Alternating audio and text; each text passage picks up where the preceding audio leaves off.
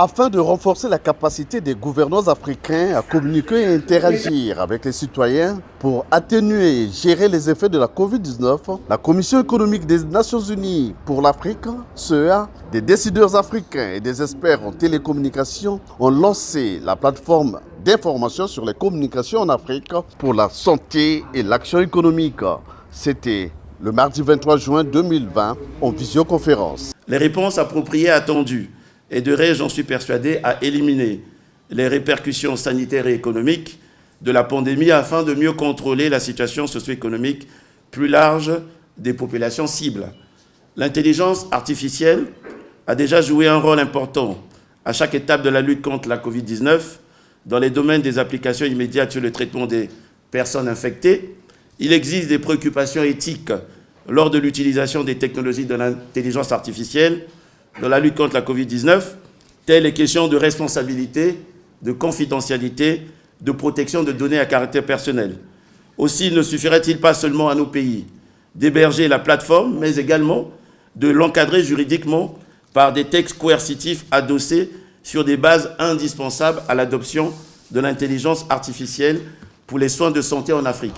En retenant le secteur des télécommunications et de l'économie numérique comme axe majeur de son action, la CEA met à la disposition des États du continent des outils pertinents pour briser la chaîne de contamination à la pandémie de Covid-19, a déclaré Denis Sassou Nguesso, le chef de l'État congolais, parrain de l'événement.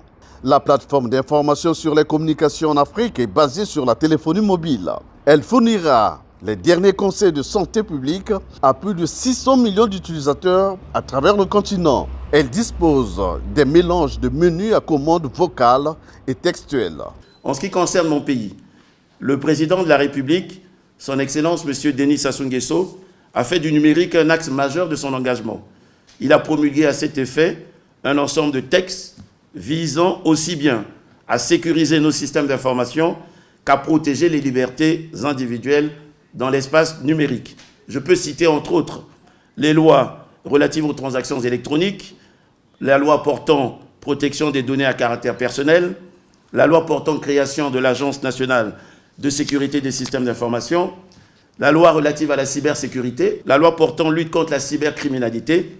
Deux autres projets de texte en cours d'examen paracheveront la mise en œuvre du cadre juridique et institutionnel national.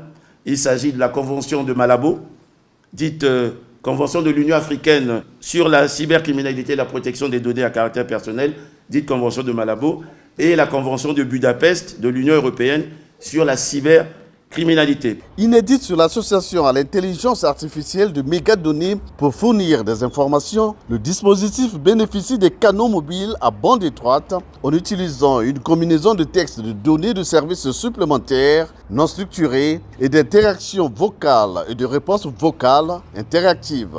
Développé avec l'appui de 4 grands opérateurs mobiles qui sont MTN, Vodacom, Airtel, Ethio Telecom, Safaricom et Orange, et un intégrateur de données, cette solution soutiendra les équipes nationales de riposte contre la pandémie en implémentant l'intelligence artificielle pour réaliser des analyses sur les combinaisons des données numériques en ligne. Cette initiative inscrit le numérique dans la liste des facilitateurs et moteurs de croissance. Elle fait de l'innovation et de la technologie des facteurs d'intégration dans l'économie mondiale, a souligné Léon Juste Ibombo, ministre congolais des Postes, des Télécommunications et de l'économie numérique.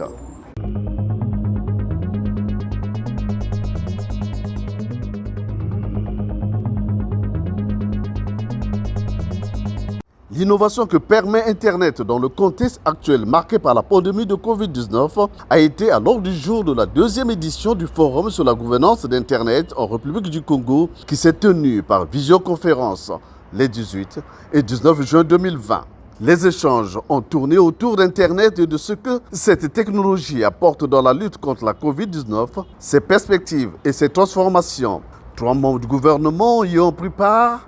Léon Juste Ibombo, ministre des Postes, des Télécommunications et de l'économie numérique, Jacqueline Lydia Mikolo de la Santé et Bruno Jean-Richard Itois en charge de l'enseignement supérieur. A également pris part le directeur général du développement de l'économie numérique du Burkina Faso.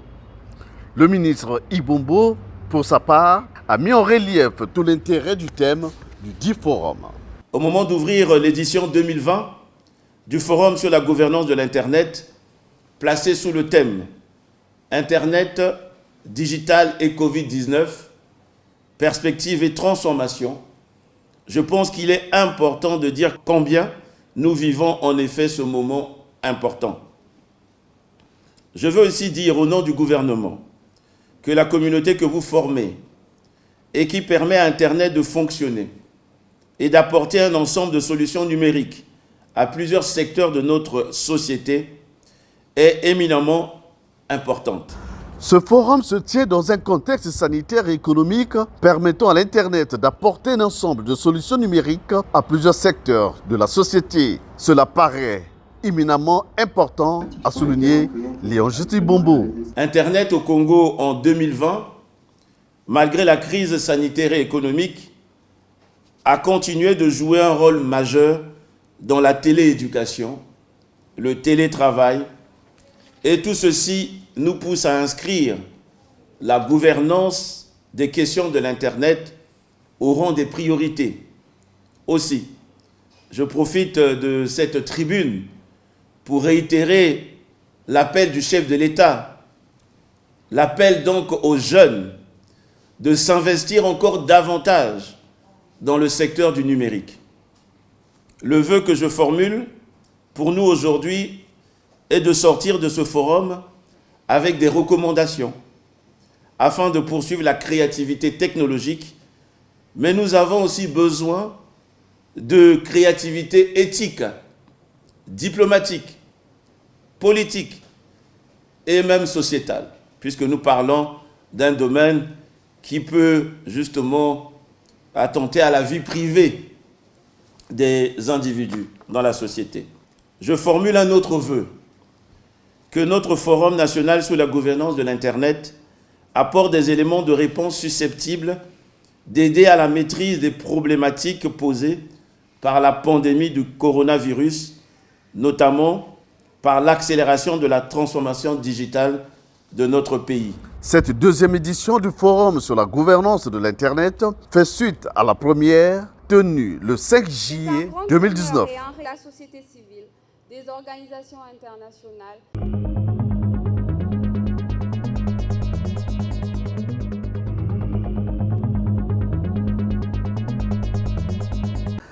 La vision du gouvernement de transformer et développer l'écosystème numérique de l'administration publique passe par une collaboration efficiente et saine avec des partenaires crédibles.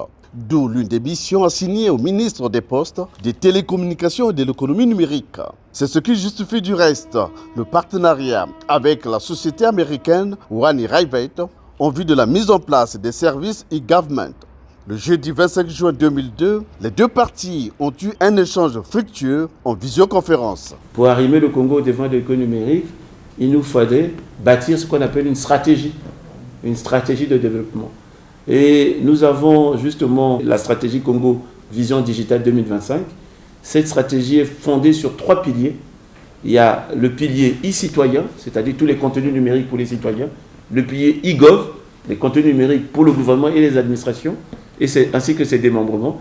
Et enfin, le pilier e-business, c'est-à-dire ce qui va favoriser ce qu'on appelle le commerce électronique ou les transactions électroniques. Et pour la mise en œuvre de cette stratégie, évidemment, il nous faut tisser ce qu'on appelle des partenariats publics-privés. Pourquoi?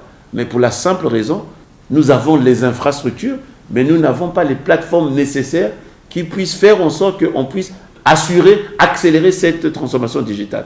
Et les plateformes, il faut les trouver ailleurs. Dans le cadre de la stratégie de développement du numérique, le ministre Ibombo a précisé l'intérêt de cette plateforme. One Rivet, qui a une plateforme multimodale qui va agir tant, par exemple, sur les passeports, sur les cartes nationales d'identité, sur les cartes grises, sur les transactions électroniques, sur les taxes. Donc, avoir une plateforme uniforme, multimodale, qui permettra au gouvernement de pouvoir avoir des revenus additionnels. Parce qu'à la vérité, il faut que dans le cas du e-gouv, il faut que nous ayons une plateforme unique du gouvernement, On ne peut pas avoir des plateformes parsemées. C'est-à-dire que tel ministère a telle plateforme, tel autre ministère a telle autre plateforme. Il faut uniformiser pour avoir une meilleure traçabilité.